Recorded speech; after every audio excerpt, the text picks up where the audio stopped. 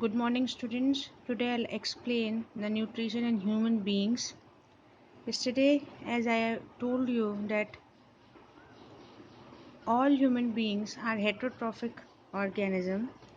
They feed on different parts of plant and animals by holozoic mode of nutrition. All the organs in the body that help in the nutrition that is known as digestive system, which is divided into two parts called alimentary canal and digestive glands. Today we will study about alimentary canal. Alimentary canal is very long, which is about 22 feet in length, highly coiled muscular structure. It starts from mouth and ends to anus. It can be divided into 8 parts. First is mouth.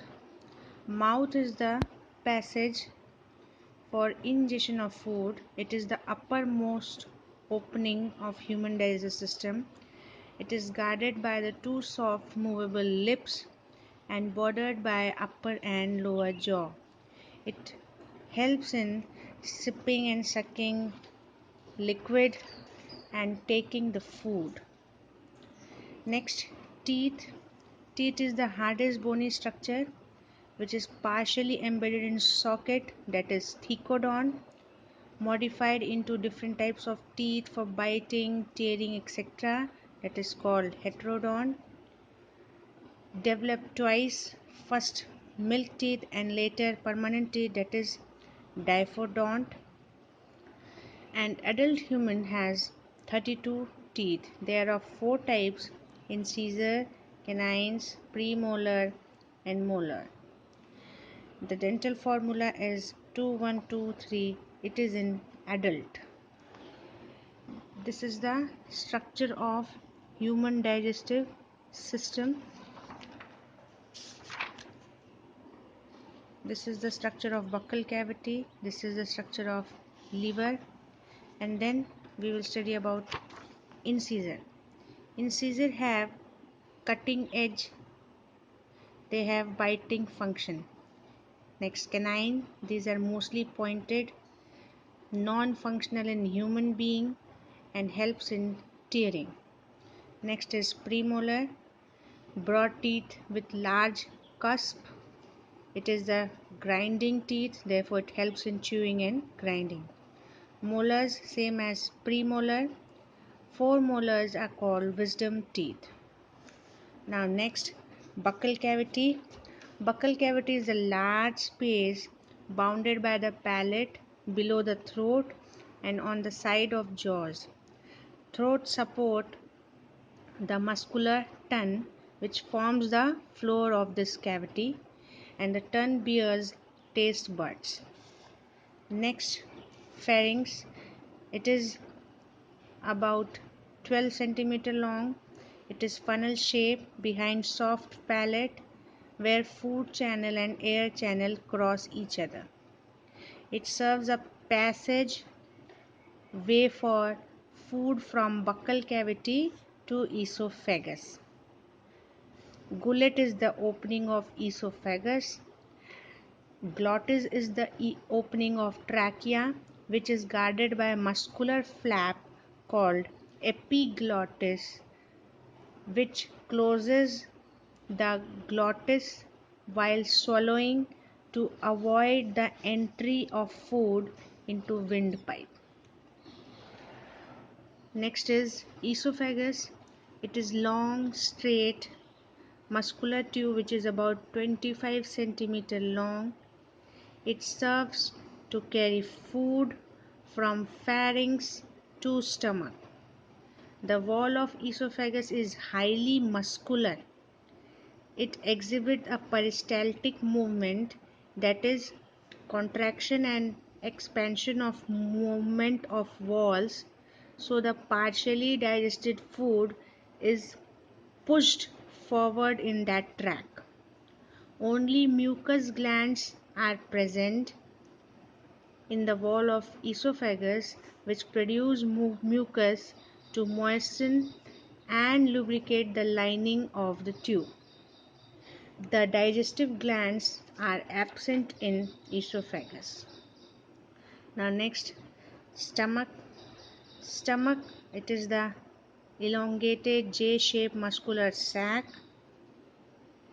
It lies below the diaphragm and left side of the abdomen. The partially digested food reaches into the stomach and further digestion takes place. It stores food for variable duration. It undergoes muscular contraction so the food gets churned. Lining of stomach wall contains gastric glands which secrete gastric juice with having HCl, mucus, as well as protein digesting enzymes like pepsin and lipase, etc. HCl makes the medium acidic. Pepsin acts as in the acidic medium which breaks protein into peptones. Next, lipase partially breaks down lipids. Gastric juices can secreted in stomach by the site small for the thought of appetite food. In this, mucus helps to protect the stomach wall from HCl. By this way, stomach churns partially digested food and convert the food from bolus to the fine pulp called chyme. It regulates the flow of food into small intestine. Water soluble foods such as sugar, drug, etc. are absorbed by stomach wall. Stomach has ring-like structure which having the opening called cardiac sphincter, which is the guarded the opening of esophagus, and pyloric sphincter, which is guard the opening of duodenum. Now next, small intestine.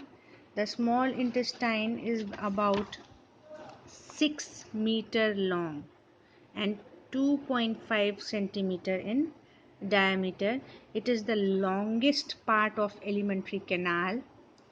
Very narrow, highly coiled tube which can be divided into 3 parts. First is duodenum. It is the first part of small intestine. It is C-shaped, about 25 centimeter long, starts from pyloric end of stomach and ends to the jejunum. It receives secretion from bile duct and pancreatic duct through a common passage called hepatopancreatic duct. Next, jejunum. It is about 2.5 meter long. It is narrower than duodenum. It is the middle part of the small intestine. The wall is thicker and more vascular than that of ileum. Last part is ileum. Ileum is about 3.25 meter long, which is less vascular. Jejunum and ileum form the longitudinal folds called villi to increase the surface area so that absorption will take place. Next part is large intestine. It is wider than small intestine. It is about 1.5 to 8.5 meter long and 6 centimeter wide. It is divided into 3 parts. First is cecum, which is small, almost round sac, which is about 6 centimeter length as well as width. The opening of small intestine into cecum is controlled by the valve called ileocecal valve, which permits the food to move down into large intestine but not back. From cecum, a blind tube, that is vermiform appendix, it is having no function, therefore it is known as vestigial organ. Next is colon. It is inverted U-shaped tube which is about 3.5 centimeter. It is the largest part of the small and large intestine. It is divided into four parts: ascending colon, transverse colon, descending colon, and sigmoid colon. Its main function is absorption of water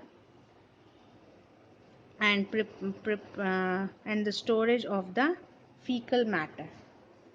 Next is rectum. Rectum, the colon is followed by the 15 to 20 centimeter, that is called rectum. Its wall is mainly used to absorb water from undigested food. It also secretes mucus for lubrication. The undigested food is collected as a fecal matter in the rectum. The last part is anus. The rectum leads through 2 to 5 centimeter long canal to the exterior at anus. It is guarded by the sphincter muscles. The fecal matter is egested out through this opening.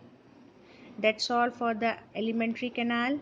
In next video, we will study about the digestive glands. Hope you can understand this video. Thank you.